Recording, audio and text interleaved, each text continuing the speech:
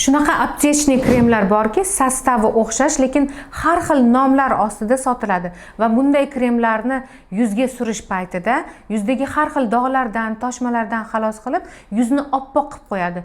Lekin bu kremlarni uzoq foydalanish oqibatida mana bunday ayanchli asoratlarga olib kelishi mumkin. Eng ayanchlisi, mana shu kremlar qurboniga aylangan ayollar soni kundan kunga ortib bormoqda. Har kuni qabulimga kamida 2-3 ta ayollar mana shu krem asoratlari bilan murojaat qilishmoqda. Bu kremlar tarkibi gormon bo'lganligi uchun uzoq muddat bu kremlardan foydalangandan so'ng yuz terisini yupqalashtirib qo'yadi, yuzdagi tomirlarni kengaytiradi, toshmalarni ortishiga va yuzlarda keyinchalik otyoqlar paydo bo'lishiga sabab bo'ladi.